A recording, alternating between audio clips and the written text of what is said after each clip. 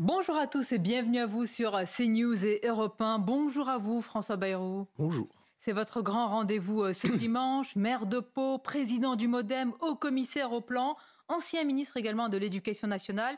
Il sera bien sûr question dans cette émission à la veille de la rentrée scolaire placée sous le signe de l'interdiction de l'abaya et bien de cette rentrée, des défis qui sont nombreux. Nous évoquerons également avec vous les suites des rencontres à Saint-Denis avec Emmanuel Macron et les chefs de parti. Vous y étiez. Et plus largement, François Bayrou, la guerre de succession déjà ouverte, vous l'avez sans doute remarqué en vue de 2027, avec beaucoup de monde sur la ligne de départ. Pour mener ce grand rendez-vous à mes côtés, je salue mes camarades, Nicolas Barré des Échos, que je suis très heureuse de retrouver en cette année. Bonjour à vous, Nicolas. Bonjour, Sonia. Et bien sûr, tout comme Mathieu Boccoté. Bonjour à vous, Mathieu. Bonjour. François Bayrou, nous ne laisserons rien passer, a affirmé le président Emmanuel Macron en parlant des abayas et des camis après l'annonce de l'interdiction de ces vêtements religieux à l'école par Gabriel Attal. Nous sommes à la veille de la rentrée scolaire. Est-ce que vous êtes confiant sur l'application très concrète justement de cette interdiction ? Oui, je pense et j'espère. J'espère et je pense que ça va bien se passer.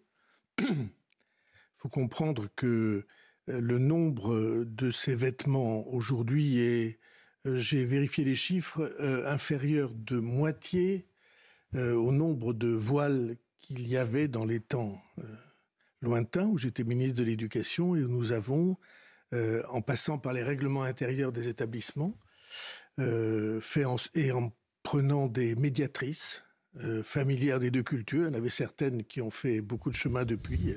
Rachida Dati était une de celles-là. Et donc, nous avons réussi à cette époque-là. J'espère que ça sera le cas aujourd'hui parce que je suis en même temps pas certain que ça soit si profondément enraciné, y compris dans les communautés qui sont soit de religion, soit de culture, qui amènent ces vêtements-là. Donc, j'espère, je crois et je pense que ça devrait bien se passer. Comme vous savez, il y a aussi des cours de justice administrative qui vont fixer le droit si elles sont saisies. Le droit, et il y a l'application concrète, parce que certains, François Bayrou, ont déjà mis en avant sur les réseaux sociaux un hashtag « Fais ta rentrée en abaya ». Il va y avoir, et beaucoup le disent, une contre-offensive. Les professeurs s'en inquiètent, de tentatives de contournement. C'est cela aussi Ouais, je suis moins sûr de ça. Je peux me tromper naturellement. Il peut y avoir ici ou là des incidents de cet ordre. Mais je pense que l'immense majorité des familles, parce que c'est surtout des familles que ça vient, l'immense majorité des familles est acquise à l'idée que l'école, c'est trop précieux pour qu'on aille perturber la scolarité des élèves. Vous dites que ça vient des familles, mais il y a aussi une part, peut-être serez-vous d'accord, d'entrisme islamiste pour pousser les jeunes femmes à porter l'abaya à l'école. Est-ce que vous reconnaissez cette part d'entrisme islamiste ? Sûrement, il y a des groupes de pression et des groupes de pression dans tous les sens. Il n'y a aucune raison pour que ces groupes n'existent pas là. N'est-ce pas? Il faut comprendre une chose. Je crois qu'on a le devoir d'entrer dans la question fondamentale qui est derrière tout cela. La France, que ces jeunes filles vont habiter, dans laquelle elles vont vivre, et dont elles vont être une partie prenante, agissante et vivante. La France n'est pas seulement des règlements, des lois.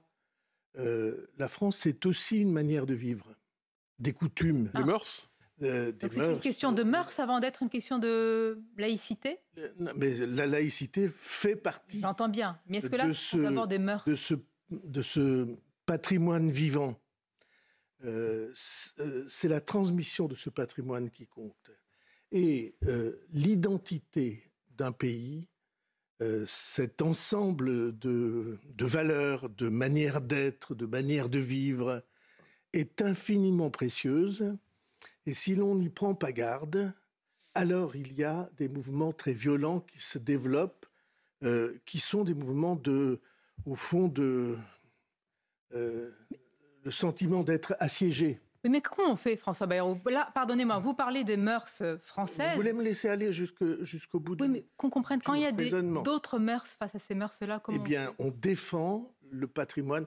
J'ai, dans un livre il y a quelques années, rappelé qu'il y a des pays africains dans lesquels l'identité de la communauté que nous formons tous ensemble est inscrite dans la Constitution. C'est légitime de défendre et transmettre ce patrimoine qui est un patrimoine moral et un patrimoine de coutumes, de manière de vivre. Et ce patrimoine-là, on doit s'y intégrer. La conduite selon laquelle tout est question de liberté individuelle ne me paraît pas, sur le fond, la seule... Mais est-ce que les conditions de l'intégration sont aujourd'hui rassemblées? C'est-à-dire, en certains quartiers, les changements démographiques sont tels que les porteurs, appelons ça de la culture, les mœurs françaises telles que vous les indiquez, sont quelquefois en minorité. Ou alors c'est simplement le professeur. C'est l'institution, mais ce n'est pas nécessairement la population. Est-ce que ce changement démographique entraîne un changement d'identité? J'ai très souvent défendu l'idée que tout était une question de proportion. Lorsque vous êtes une communauté et que vous êtes rejointe par des femmes, des hommes, des familles qui sont à l'intérieur de la communauté en nombre équilibré, alors tout se passe très bien. Cet équilibre est rompu aujourd'hui? Tout se passe très bien. Lorsque l'équilibre est rompu, quelles que soient les questions de religion et de culture, j'ai pris comme exemple Mayotte. Oui, mais parlons Mayotte, île française, département français, formé des familles et de la culture des Comores, se voit rejointe, et certains diront envahie, par le nombre de Comoriens qui viennent s'installer illégalement dans le pays. C'est la même religion. Attends, mais diriez-vous la même chose à l'autre métropolitaine? Ça veut dire que Mayotte, vous ça va voyez des devenir équivalents de Mayotte? Ne parlez pas tous ensemble. Mais une question, pas qu'on se C'est trois rejoint. fois la même question. Est-ce que Mayotte, ce sera l'avenir du reste du territoire français? S'il faut que je mette de l'ordre dans cette émission, je vais le faire. Je vous en remercie. On vous attendait. Voilà. On vous attendait. Pour votre bien-être. Donc, si vous prenez les Antilles, la présence en Guadeloupe, par exemple, de nombreuses personnes d'origine haïtienne, c'est la même histoire. Ce sont les mêmes cultures. Et cependant, la déstabilisation est très importante. Donc c'est une question de nombre. Et on pourrait dire la même chose en Guyane. Donc la question et en métropole, est-ce qu'il y a des équivalents des exemples que vous citez? Parce que là, vous citez des exemples. Mayotte. Mais pour ma part, je refuse de faire une obsession de la question prise sous cet angle-là. Mais qui est obsédé par cela? Je pense, peut-être vous, par exemple. C'est un ministre, pardonnez-moi, c'est un ministre qui a annoncé l'interdiction de la baya. Oui, mais, il est obsédé par cela? Vous voyez, non. Il y a des secteurs entiers de l'opinion, il y a des courants d'opinion pour qui cette question est devenue obsessionnelle. Alors vous me demandiez où est la clé? Si la société française, si la France se portait bien, si elle avait l'économie qu'elle mérite, le dynamisme économique, mais nous n'en sommes pas là. La création d'emplois, l'éducation, l'éducation nationale. Si, mais en ce moment. Eh bien, donc, ce qui ne va pas, c'est que vous me demandiez quelle est la clé de l'intégration. La clé de l'intégration, c'est la santé de la France. Si la France est en mauvaise santé, l'intégration se passe mal. Vous avez parlé de proportion. Oui. Avec raison, vous parlez du nombre avec raison. Est-ce que cet équilibre, est-ce que ces proportions sont respectées en France ou est-ce que l'équilibre est rompu en France métropolitaine? Non, je pense que les proportions sont respectées, mais il y a des endroits, des lieux, des poches, des territoires dans lesquels, en effet, cette proportion est déséquilibrée. Donc les proportions sont respectées, sauf en certains territoires où elles ne le sont pas. Oui. Autrement dit, les proportions ne le sont pas en plusieurs parties du pays. Si vous avez envie de tirer dans ce sens-là, vous pouvez le faire. Mais moi, j'essaie d'avoir un langage qui va vers les solutions plutôt que vers l'exaspération. Est-ce qu'on peut en parler du niveau en fonction des professeurs? Parce que c'est quand même ça le plus important. Nous avons parlé de démographie, de nombre de population. Il y a une rentrée qui a posé problème sous l'angle de l'abaya. C'est pour ça qu'on en parle. François Bayrou, ce n'est pas du tout une obsession, mais pour certains professeurs, c'est même une inquiétude. Ils n'avaient pas de règles claires. Eh bien, maintenant, ils en ont une. Donc, est-ce que pour vous, ça veut dire que c'est réglé? Parce que d'autres estiment peut-être qu'il faut aller jusqu'à l'uniforme, justement, pour ne plus avoir ce genre de problème. Mais on peut envisager la question de l'uniforme. Il faut que ça vienne des établissements eux-mêmes. Je lis quelquefois, on va revenir à l'uniforme. Il n'y a jamais eu d'uniforme dans l'école publique française. Jamais. Il y avait la blouse grise pour les garçons et rose ou bleu. C'est des souvenirs d'enfance que j'ai dans les yeux, rose ou bleu pour les filles. Il y avait une blouse. Est-ce que des établissements peuvent demander à avoir l'uniforme? Ben oui, bien sûr. Est-ce que vous êtes favorable pour une généralisation? Mais le généraliser, l'idée qu'il faut tout généraliser est une idée que l'on doit prendre avec précaution, avec réserve. Si des établissements souhaitent le faire, quel que soit le quartier, j'ai vu des déclarations qui disaient qu'il faut faire ça dans les quartiers politiques de la ville, comme on dit, les quartiers populaires. Prioritaires, oui. Prioritaires. Non, si on le fait, il faut ouvrir cette possibilité partout. Il n'y a pas de raison d'ajouter à cette question, une question culturellement difficile, une ségrégation par les résultats ou par le milieu socioculturel dans lequel on vit. On va continuer à en parler, on marque une courte pause. Il y a de très très nombreux défis, évidemment, à l'école en cette veille de rentrée. C'est au l'ancien ministre de l'Éducation nationale qu'on pose cette question. Et puis d'autres sujets à venir. A tout de suite sur CNews et Europe 1. Le grand rendez-vous, CNews Europe 1 avec notre invité François Bayrou. Il est haut-commissaire au plan, il est maire de Pau et également ancien ministre de l'Éducation nationale. Et à ce sujet, François Bayrou, il y a 22 ans, vous diffusiez une circulaire interdisant le port de signes ostentatoires à l'école. La circulaire visait... Un peu plus de 22 ans, je crois. Exactement. Ne m'obligez pas à rappeler 28 ans, l'élégant. Visait le foulard. Et la polémique avait commencé, rappelons-le, dès 89 avec l'affaire des collégiennes de Creil.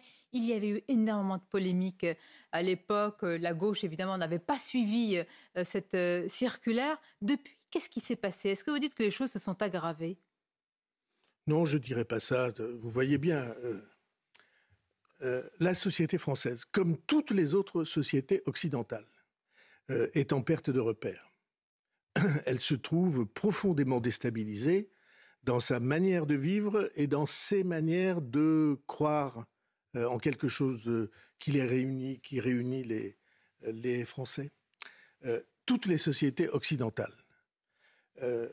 Évidemment, c'est encore plus difficile lorsqu'on se trouve devant des chocs culturels, des traditions culturelles, des traditions religieuses, des manières d'être, des manières de vivre, des manières qui donnent le sentiment que plus rien ne sera comme avant. Et plus rien ne sera comme avant, c'est un sentiment que les êtres humains ne peuvent pas supporter. Ils ont besoin de la certitude qu'ils vont pouvoir transmettre quelque chose de ce qu'ils ont reçu à leurs enfants. Et c'est précisément sur ce point qu'il faut les rassurer. Je crois, mais vraiment à la différence de beaucoup sans doute, je crois que sur cette question d'immigration, quelles que soient les générations, si les personnes travaillent, ça renvoie à l'économie. Si les personnes maîtrisent la langue française, celles qui ne la parlaient pas et celles qui la parlent ou qui devraient la parler de naissance, si j'ose dire, un grand nombre des violences urbaines, comme on dit, tous ceux qui ont regardé savent qu'il y a des adolescents ou des jeunes adultes qui sont incapables de traduire ce qu'ils ressentent. Et donc ça fait des violences. C'est de la psychologie élémentaire d'une société dans laquelle on vit. S'il y a la compréhension que les manières de vivre d'un pays font partie intégrante de... Mais pourquoi n'y a-t-il pas cette compréhension? De son équilibre. Pourquoi n'y a-t-il pas cette compréhension, justement? Et une parenthèse, vous dites tradition en parlant peut-être de l'abaya, mais est-ce une tradition ou est-ce une offensive islamiste? Oui, sans doute les deux. Ce sont des phénomènes de bord, hein, de limite. Bien sûr qu'il y en a.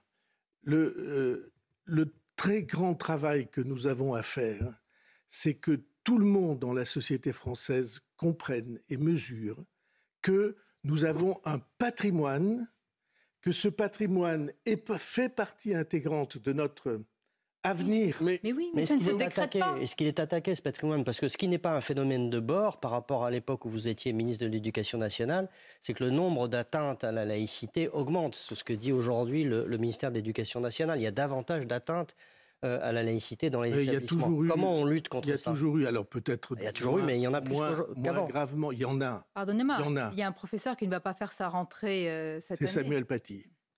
Et de ce point de vue-là, je trouve souvent que son souvenir est trop oublié. Et que ce jeune homme a perdu la vie simplement parce qu'il croyait aux valeurs qu'il enseignait. Il est oublié peut-être aussi parce que son nom n'est pas accolé à certains collèges et qu'on le refuse. Il y a la peur. La peur, c'est l'idée. Ça, vous l'avez noté. Quand on dit on pourrait nommer un lycée Samuel Paty, la réaction, c'est pas le nôtre, on a peur d'être attaqué. Oui. C'est une peur pour sa propre vie. Oui, c'est vrai ce que vous dites. Permettez-moi de dire que nous n'y arriverons pas si nous présentons les choses comme perpétuellement et gravissimement exacerbées. Est-ce qu'il y a des attaques? Bien sûr qu'il y en a, dans tous les sens. Est-ce qu'il y a des incompréhensions brutales? Bien sûr qu'il y en a, dans tous les sens. Mais je ne crois pas que la présence de l'islam en France soit une présence profondément agressive. Il y a des éléments d'agression. Mais on vit très bien. Je suis maire d'une ville dans laquelle, forcément, il y a des quartiers, comme on dit, et il y a des communautés différentes, et il y a des dizaines de nationalités dans ces quartiers-là. Bien sûr. Mais cependant, on arrive à vivre ensemble. Alors, c'est pas facile. Mais l'islam, c'est bien intégré à la France? Il y a 90% des musulmans français qui sont bien intégrés à la société française. Est-ce qu'il n'y a pas une confusion de la part de certains entre islam et islamisme, puisque vous parlez d'obsession, certains ont cette obsession. Et puis qu'avez-vous pensé, M. Bayrou, de la réaction d'une partie de la gauche, puisque là vous appelez à transcender toutes ces questions, mais une partie de la gauche et la France insoumise a quand même parlé de stigmatisation et même d'islamophobie de la part du ministre Gabriel Attal. Vous pensez qu'il est possible de composer Je pense qu'une partie de la gauche avec ce système politique est obsédée par l'idée que c'est dans ces quartiers et dans la minorité la plus déstabilisée de ces quartiers qu'elle va trouver son futur électorat. Cette partie de la gauche a une stratégie qui est d'identifier ces quartiers au lumpen prolétariat, comme on disait dans les temps révolutionnaires ou marxistes d'autrefois, et que c'est là qu'ils vont trouver leur réserve électorale. Je suis persuadé qu'ils se trompent. Mais vous voyez bien, si vous regardez l'échiquier politique... Donc c'est de l'électoralisme opportuniste. Il y a évidemment ça. De même qu'il y a symétriquement sur l'autre côté, c'est-à-dire du côté des extrêmes droites, parce qu'il y a plusieurs extrêmes droites, il y a une partie de ceux-là qui se disent que là est le sujet qui va les porter au pouvoir. Et moi, je pense que notre devoir, alors je ne parle pas d'opportunité de plus de vote dans des circonstances électorales. Notre devoir, c'est de faire en sorte que la compréhension réciproque l'emporte sur l'exaspération réciproque. Mais pour cela, il faut des politiques claires. Vous dites que c'est le cas avec Gabriel Attal. Reconnaissez, M. Bayrou, qu'avec l'ancien ministre de l'Éducation, Papa Ndiaye, qui avait dit qu'il n'allait pas aller jusqu'à mesurer la longueur des robes, on a de quoi être perdu. Est-ce que le président est sur la ligne? On a compris aujourd'hui qu'il est sur la ligne, en tous les cas, de son ministre de l'Éducation. Mais comment on peut passer de Papa Ndiaye, de Gabriel Attal sur cette question, comme ça, en quelques semaines? Excusez-moi, j'ai aucune envie de de stigmatiser des ministres de l'Éducation successifs. Dans le JDD, Eric Ciotti décrit Papa Ndiaye comme wokiste, d'extrême gauche, complaisant avec le communautarisme. Je ne crois aucun des trois. C'est un homme que j'ai rencontré, que j'ai écouté. Je pense qu'il était profondément républicain, qu'il est profondément républicain, parce qu'il est en fonction maintenant dans d'autres fonctions. Et j'ai aucune envie de faire monter cette Il a suffisamment soutenu les professeurs sur cette question ? Est-ce que la société française soutient suffisamment les professeurs ? Pas sur cette question. Jolie pirouette pour ne pas vous répondre, non. Bayrou. Pas sur cette question seulement, mais sur leur métier, sur son exercice. Parlons-en. Regardez, M. Bayrou. Mais la question qui se pose quand même à travers cette question, c'est la ligne du président. La ligne du président qui semble quand même, à travers ces deux ministres radicalement, sensiblement opposés, disons, dans leur ligne vis-à-vis de la laïcité. Je pense que la ligne du président de la République est très claire. Il l'avait exprimée en nommant Jean-Michel Blanquer comme son premier ministre de l'Éducation. Oui, là, et Jean-Michel Blanquer a fait 2 années vraiment excellente. Après, donc la parenthèse Papa Ndiaye est oubliée, c'est ce que vous dites. Non, c'est pas une parenthèse. Donc Blanquer, Papa Ndiaye, Attal, continuité? Non, chaque fois, il y a des nuances. Les ministres de l'Éducation qui m'avaient précédé n'étaient pas exactement comme moi, et ceux qui m'ont succédé n'étaient pas exactement comme moi non plus. Disons qu'il y a une ligne... Chevènement, Bayrou, Blanquer, qui est une ligne très centrée sur les fondamentaux de l'école. Et Papa Ndiaye participait à cette ligne. Sur les fondamentaux et le savoir, je crois que oui. Sur la laïcité. Vous en êtes certain? Oui, je crois. Ouais, j'en ai parlé beaucoup avec lui. Je pense que, et sur la comme laïcité? toujours, c'est quelqu'un qui était sensible au sentiment des minorités. Et comment, quand vous êtes enseignant, ne pas être sensible aux minorités? Mais était-il sensible aux défis des professeurs, M. Bayrou? Oui, je crois que oui. Bon, en tous les cas, il n'est pas resté à son poste. On y reviendra dans une seconde. Moi, je veux dire que il y a des réflexes qui consistent à penser perpétuellement que les professeurs ne travaillent pas assez. On entend ça tout le temps, qu'il suffirait... Moi, je voudrais que ceux qui les critiquent comme ça aillent passer 15 jours devant une classe.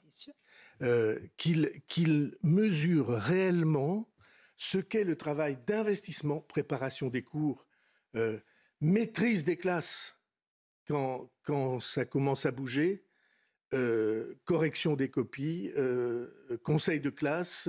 réception des parents, agression des parents assez souvent. Je voudrais que tous ceux qui les critiquent aillent se confronter à la réalité comme elle est. Et c'est ce qui explique probablement aussi en partie la pénurie justement de ces enseignants à la rentrée. On va continuer d'en parler, on va marquer une courte pause. Et puis, je vais dire, la politique pure, vous avez participé en rencontre de Saint-Denis avec Emmanuel Macron et les chefs de parti. Alors, tout a été dit. Vous allez nous dire ce qui s'est vraiment passé ? Oui, parce que j'y étais, donc c'est plus pratique, n'est-ce pas? À tout de suite. En direct, bien sûr, merci de votre fidélité en ce dimanche pour le grand rendez-vous avec notre invité François Bayrou, qui était présent aux fameuses rencontres de Saint-Denis. Alors, c'est vrai que ces rencontres entre Emmanuel Macron... On n'a pas fini avec l'éducation, il faut 2 phrases. Allez-y, je voudrais dire prie. 2 phrases. Le premier métier de l'école, la première mission, sa vocation, c'est la transmission de la culture générale.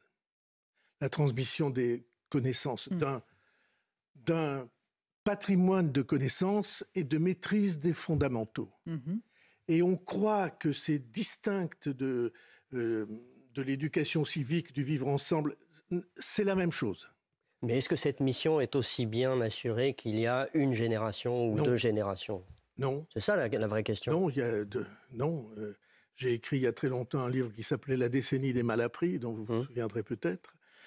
Oui, je pense que nous avons des problèmes de transmission, que ces problèmes de transmission des connaissances et des fondamentaux, elles se posent, y compris techniquement, pédagogiquement, en termes nouveaux, qu'on ne sait pas traiter. On vient souvent avec des idéologies qui sont à côté de la plaque parce qu'elles ne réussissent exemple pas. d'idéologie? Le président a dénoncé dans une interview, une longue interview au Point, le pédagogisme. Est-ce que le pédagogisme, justement, est une de ces idéologies? L'idée que tout est dans la pédagogie et une pédagogie définie d'en haut, je suis pour un travail sur la pédagogie partant de la base, des réussites dans chaque classe. On a tous connu des profs formidables, simplement personne ne sait qu'ils existent. L'administration ne les repère pas. Et donc il est impossible, ne les ayant pas repérés, de répandre leur savoir-faire, de suivre les méthodes qu'ils ont élaborées eux-mêmes. Et donc je crois que c'est cela que le président de la République appelle le pédagogisme, un parti pris de pédagogie définie d'en haut. Oui. Et définie très souvent... Vous nous dites que la priorité de l'école, oui, c'est d'apprendre à lire, à écrire, à compter. Mais pardonnez-moi, ça peut paraître évident, mais c'est mieux en le disant. C'est d'apprendre la lecture, la maîtrise de l'écrit, la maîtrise de l'oral, la capacité d'expression, et puis aussi un certain nombre de règles de la vie en commun. Mais c'est beaucoup et peu à la fois, si vous me permettez. Je veux dire, normalement, quand on se représente l'idée du petit enfant français à l'école des hussards noirs de la République, on espérait davantage qu'il apprenne simplement à s'exprimer correctement. On espérait qu'on lui transmette une culture littéraire, historique. Mais vous êtes en train de découper en tranches quelque chose qui ne doit pas être découpé. La culture générale ne se divise pas.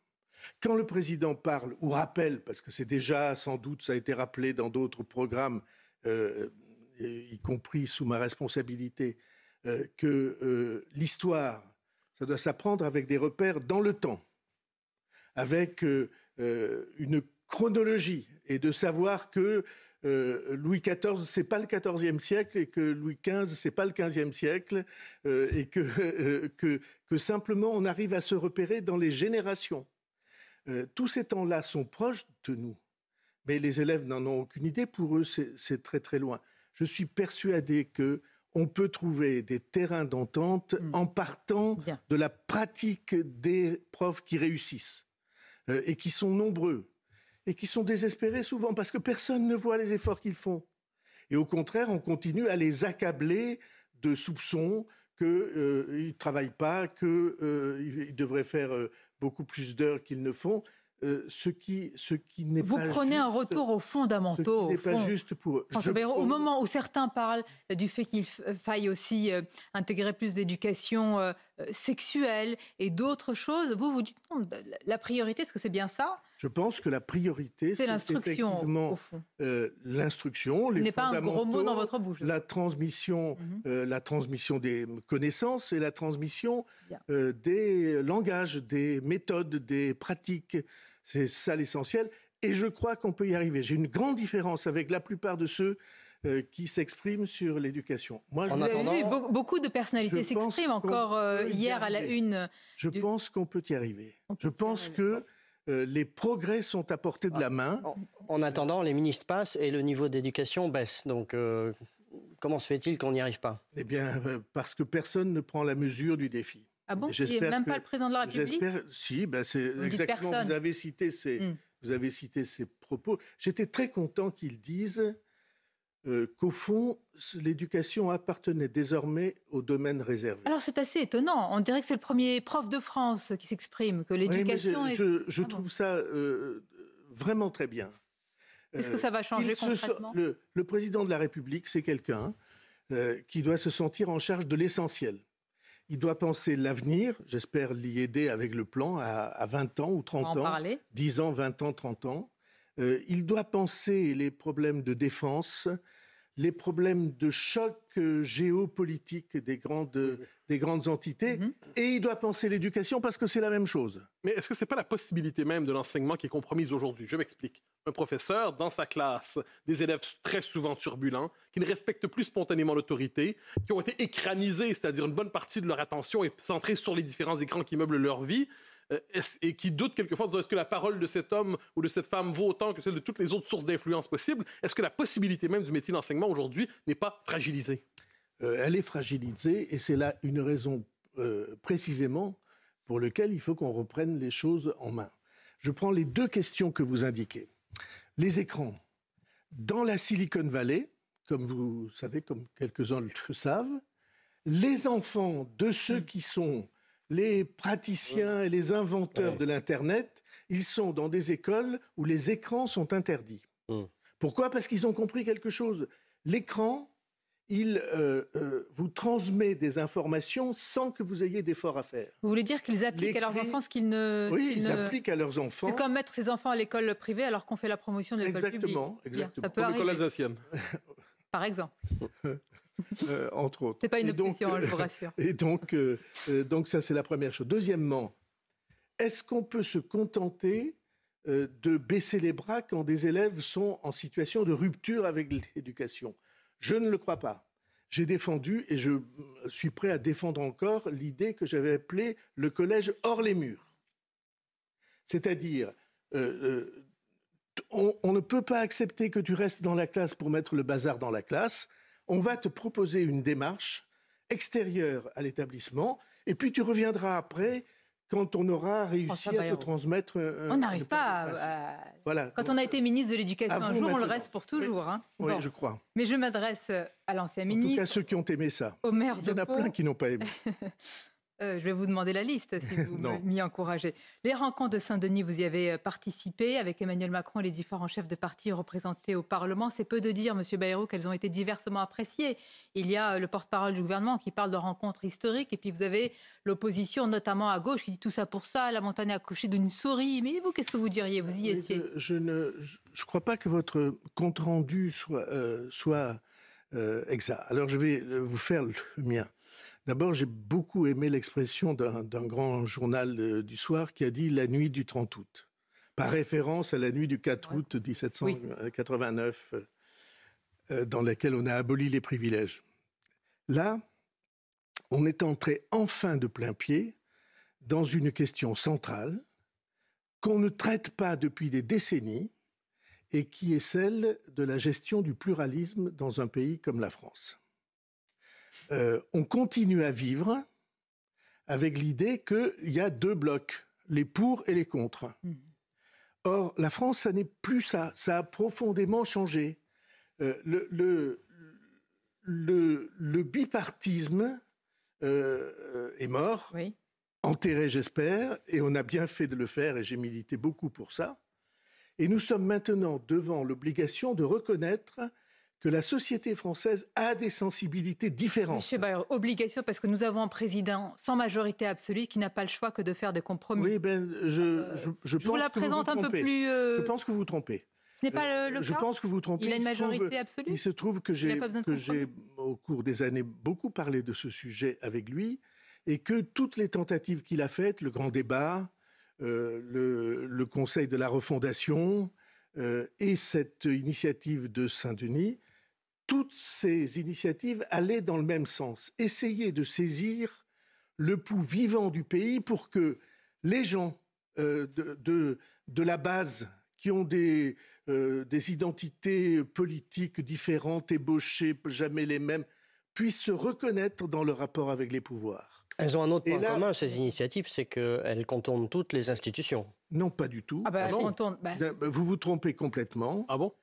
Excusez-moi, il n'a jamais été question, et il ne sera jamais question, que ces initiatives remplacent le Parlement, sa délibération, ses votes et l'établissement de la loi. Après ce qui s'est passé avec la réforme des retraites, permettez-nous de poser la question quand même.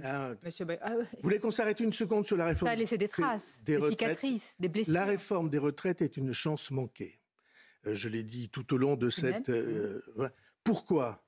Parce qu'on n'a pas fourni aux citoyens les informations sur la réalité des retraites. Vous l'aviez dit très en amont. Oui, des mois de débat. Des mois avant. Ont été données ces informations. C'était à l'exécutif de vous écouter. Elles n'ont pas été données parce que les institutions officielles des retraites ont passé des années à dire qu'en fait, il n'y avait pas de problème. Que c'était à l'équilibre. Même, disait-on, que c'était excédentaire. Que le régime des retraites en France était excédentaire. Et toutes les oppositions se sont branchées évidemment sur ces informations-là, même s'ils soupçonnaient qu'elles étaient biaisées. Mais comment voulez-vous que l'esprit public progresse, Intéressant. se forme une idée, Alors, si on ne lui donne pas les vraies est-ce qu'il informations. faut plus de temps pour cela? Est-ce que cette phrase vraiment, qui a été rapportée, qui a fait couler beaucoup d'encre, est-ce qu'Emmanuel Macron l'a dite, peut-être devant vous? C'était une réponse à une question de Jordan Bardella sur le septennat unique, et Emmanuel Macron aurait dit ou a dit ne pas pouvoir être réélu est une funeste, pardonnez-moi, connerie. C'est le cas, ça a été prononcé? Moi, j'ai pas entendu ça. Ah, vous étiez Vous avez présent. entendu quoi? Monsieur Vous avez Bayrou. entendu quoi si vous n'avez pas entendu parce ça? que vous savez, il y a des sourires, il y a des échanges. C'était une table comme celle-ci. Hein. Mais comme vous êtes très attentif à tout, Oui, je suis attentive, mais Ça correspond à l'état d'esprit du président? bon, tous les présidents, j'imagine, se disent que toute limitation temporelle à leur mandat est en effet pas la meilleure idée possible. Mais c'est comme ça. Et c'est très bien que dans les sociétés politiques, on fixe des termes de cet ordre. d'accord. Donc vous ne regrettez pas qu'Emmanuel Macron ne puisse pas se représenter en 2027? Non, je pense il a intégré depuis le premier jour que c'était 10 ans et pas un jour de plus. Bien. Sauf à être réélu après, dans une autre élection. Donc, et je ne crois pas, moi, que cet homme jeune quittera la scène politique comme ça 45 ans. pour aller, comme on dit, J'aurais faire pu. des affaires. Bien. Je ne crois pas ça une seconde. Il ne me l'a jamais dit. Mais je suis curieux, qu'est-ce que vous voulez dire par là? Que le jour où il quitte le pouvoir, il pense déjà de quelle manière y revenir? Le jour où il quittera le pouvoir, il restera un leader démocratique français et européen. En attendant, sa succession est ouverte, hein, c'est même une guerre, une bataille, vous choisirez votre mot, on va en parler. Peut-être faites-vous partie de ceux qui sont sur la ligne de départ, Monsieur Bayrou. A tout de suite sur CNews et Europe 1. Le grand rendez-vous sur CNews et Europe 1, nous parlions des suites des rencontres à Saint-Denis entre le président de la République et les différents chefs de parti représentés au Parlement. On va vous laisser raconter de l'intérieur ce qui s'est passé. François Bayrou, une question parce que le RN exige un référendum sur l'immigration, la droite le souhaite également, et vous? On ne peut faire un référendum que sur une loi. Vous ne pouvez pas poser une question en disant « Est-ce que vous êtes pour ou contre la pluie ? Est-ce que vous êtes pour ou contre l'inflation ?» Non, mais bien sûr, mais il y aurait un texte. Et donc un texte, encore faut-il que le texte soit élaboré. Je vous rappelle que ce texte, c'est une initiative qui doit être prise par le gouvernement ou par les deux assemblées. Est-ce que vous êtes favorable? Et c'est le président de la République qui décide. Interroger les Français sur une question tout à fait légitime. Ouais, je suis prudent. Pourquoi? En face des questions qui déchaînent les passions. Ah, mais il faudrait poser des questions Dans le sur, référendum, non. qui n'intéressent Sur pas la les pluie. Français. Dans le référendum, je pense que ce sont des questions qui sont explosives. Et j'ai pas envie d'exploser. Si on trouve un texte équilibré, pourquoi pas? Mais la tentation sera grande à cet instant-là de transformer le référendum en plébiscite d'approbation minoritaire et de désapprobation majoritaire. Faisons fi de cela. Qu'est-ce qui fait peur? Pourquoi on a du mal à interroger les Français sur un sujet aussi important? Parce qu'on a pris l'habitude de lier le référendum au sort du président de la République et que c'est donc une question pour ou contre le président de la République. Et au lieu de traiter du fond, j'espère qu'on trouvera des sujets sur lesquels... Je pense par exemple, je l'ai dit je crois à votre micro, que les retraites auraient fait un remarquable sujet de référendum à condition que tout le monde ait été associé à l'information, les citoyens, chez eux, et que tout le monde ait été associé à la réflexion sur l'élaboration des textes. Donc je comprends que pour vous, la question des retraites était moins explosive que l'immigration? Oui. Pourquoi? L'immigration, vous savez bien, c'est passionnel, c'est épidermique, ça fait appel à des choses très profondes et très explosives. Mais que redoutez-vous plus exactement? Dans la sensibilité. Et c'était très drôle, vous parliez de ces rencontres de Saint-Denis, de cette nuit du 30 août. C'était très drôle parce que, à un moment... Alors, le cadre d'abord. Ces gens-là ne s'étaient jamais rencontrés. Ils n'avaient jamais parlé ensemble. C'est-à-dire qui? Manuel Bompard, Jordan Bardella, Bompard, Marine Tondelier, Fabien vous-même Roussel, moi-même, Édouard Philippe et Stéphane Séjourné, et Éric Ciotti, les chefs de parti qui ont des élus au Parlement des courants profonds de la nation. C'est quand même quelque chose qui mérite qu'on s'y arrête. Ces femmes et ces hommes-là s'étaient jamais rencontrés, n'avaient jamais parlé ensemble, et c'est le président de la République qui les réunit pour qu'ils échangent. Et pour quel résultat, et c'est magnifique. On a tout le temps. Peut-être un jour on constatera qu'il n'y a pas eu de contexte résultat. Inflationniste, les prix explosent, les défis à la rentrée. Qu'avez-vous décidé au lieu de parler? On n'a pas décidé, et c'est trop rapide quand on est journaliste, de dire « mais alors, qu'est-ce que vous avez décidé ?» C'est un très grand progrès que le président de la République, au lieu d'être caricaturé en chef de clan, apparaisse comme ce qu'il doit être, c'est-à-dire le fédérateur du pays. C'est ce président qui ne croyait pas dans les corps intermédiaires. Mais les partis politiques sont des corps intermédiaires dont il faut tenir compte. Mais les autres aussi, conversion. Les syndicats aussi. Pas imaginable qu'il y ait une convention sociale sans que les syndicats y soient forcément associés. Donc déjà, c'est inédit pour vous. C'est inédit. L'événement lui-même est un progrès. Mais l'événement dit quelque chose de très profond. Et personne n'est parti. Il n'y a pas eu la politique de la chaise vide. Ça, vous l'avez souligné. Aucune. Et 12 heures de temps. Et avec des zones d'accord incroyables sur la politique étrangère. Incroyables. Oui. On espère que ce domaine fasse consensus. Oui. Un an avant... Oui.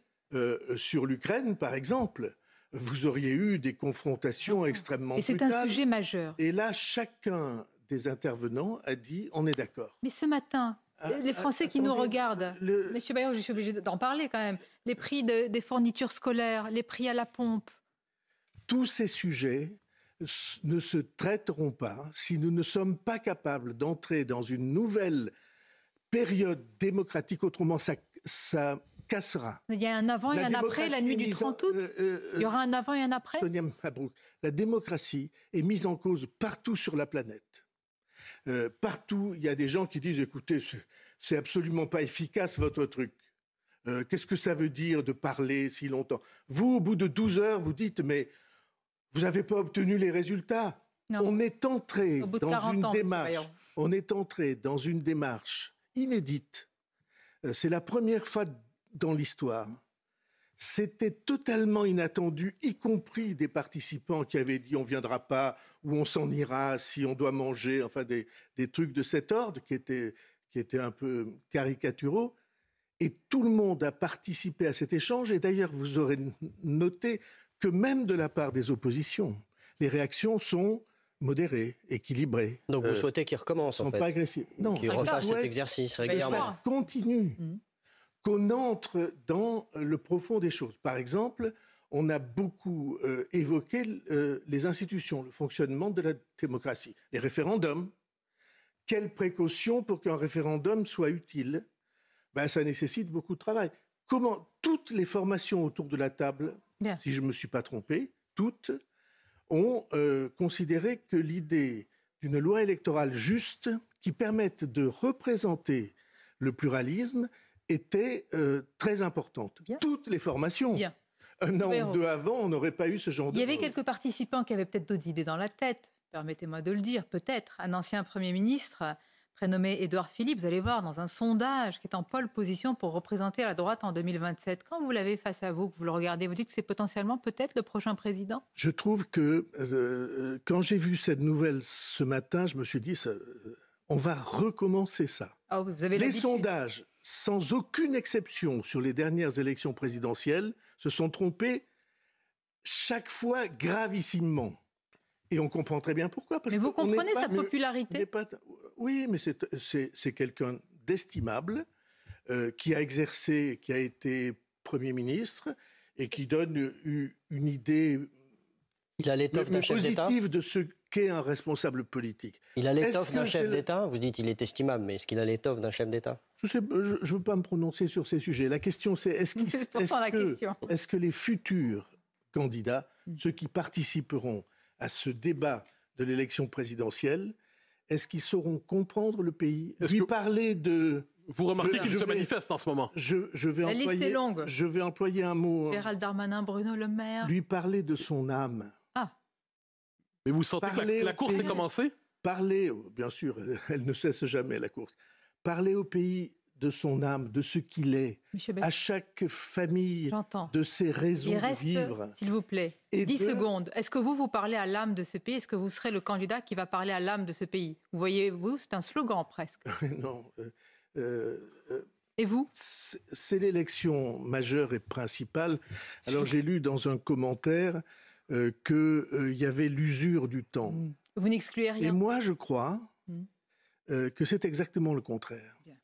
Le temps et l'expérience, Vous n'excluez pas de vous présenter dans en les 2027. années dans lesquelles nous allons entrer, c'est une chance.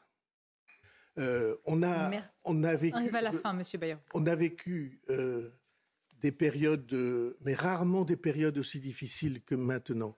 Et après, dans 4 ans, on verra. Bien, tout est ouvert. Vous ne savez pas si vous serez là encore. Non.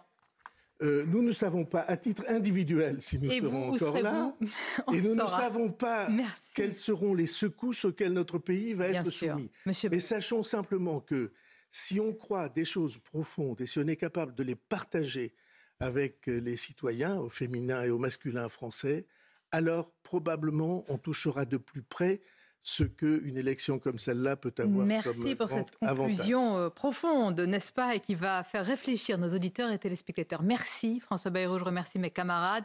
Très bon dimanche à vous sur CNews.